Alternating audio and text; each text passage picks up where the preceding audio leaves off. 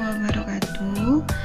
Saya Betty Wulandari dari kelas PMT 6A. Di sini saya akan menjelaskan mengenai bagan multimedia pembelajaran yang telah saya buat. Nah, berikut ini adalah bagan multimedia pembelajaran yang telah saya buat.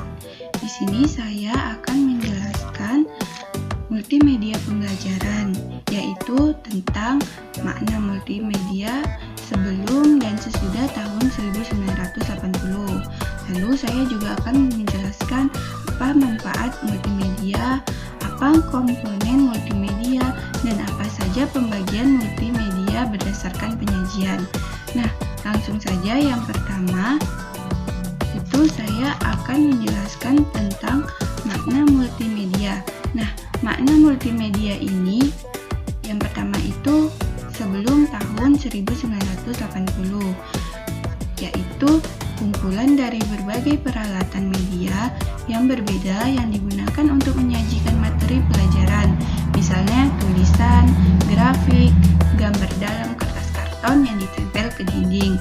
Sedangkan makna multimedia tahun 1980 yaitu penyampaian informasi secara interaktif dan terintegrasi yang mencakup teks, gambar, suara, video, atau animasi.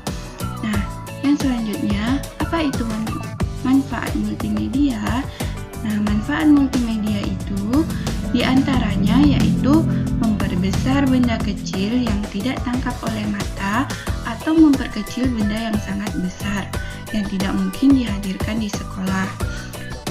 Lalu, multimedia ini juga dapat mengakomodasikan cara belajar yang berbeda-beda sesuai kemampuan, kesiapan, serta dapat menyesuaikan kemampuan diri. Lalu, multimedia ini juga menyajikan benda atau peristiwa yang kompleks, rumit, yang berlangsung cepat atau lambat seperti sistem tubuh manusia, bekerjanya suatu mesin, tata surya, perkembangan tumbuhan, dan lain sebagainya. Lalu, multimedia ini juga menyajikan benda atau peristiwa yang jauh atau berbahaya. Lalu, multimedia juga terdapat privasi di mana siswa tidak perlu malu melakukan kesalahan. Nah, juga siswa dapat belajar saat kebutuhannya muncul dan belajar tanpa terikat waktu. Nah, yang selanjutnya itu komponen dari multimedia. Nah, komponen dari multimedia ini ada audio. Nah, audio ini atau yang sering disebut suara merupakan komponen yang paling mengena oleh panca indera manusia. Audio dapat memberikan suasana yang dapat mengubah mood seseorang. Nah, lalu komponen multimedia yang selanjutnya itu ada grafis, foto, gambar. Nah, gambar sangat berguna dalam menyampaikan informasi yang tidak dapat dijelaskan dengan kata-kata. Yang selanjutnya itu ada video. Nah, video ini merupakan komponen yang paling menarik dalam multimedia. Video ini juga memiliki kekuatan untuk membawa pengguna komputer lebih dekat ke kehidupan nyata. Nah, lalu ada teks. Nah, teks ini merupakan salah satu komponen multimedia yang sangat jelas dan ampuh dalam penyampaian informasi. Yang selanjutnya ada animasi.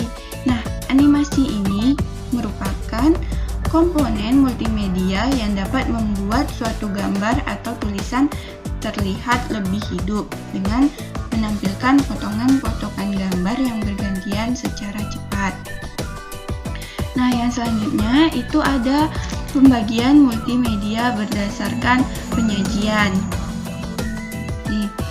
Nah, pembagian multimedia berdasarkan penyajian itu ada multimedia linear, yaitu multimedia yang tidak dilengkapi dengan alat pengontrol apapun yang dapat dioperasikan oleh pengguna. Lalu, ada multimedia interaktif, yaitu multimedia yang dilengkapi dengan pengontrol yang dapat dioperasikan oleh pengguna sehingga pengguna dapat memilih apa yang dikehendakinya untuk proses selanjutnya. Nah, multimedia interaktif ini terbagi menjadi beberapa multimedia. Yang pertama yaitu multimedia interaktif non-linear, yaitu memungkinkan pemakai untuk bebas bergerak untuk melihat isi materi dengan cara berinteraksi. Pemakai dapat bergerak bebas ke materi manapun. Lalu media interaktif hierarki, yaitu pemakaian multimedia pilihan, tetapi topik-topik dapat dibagi menjadi subtopik yang lebih spesifik.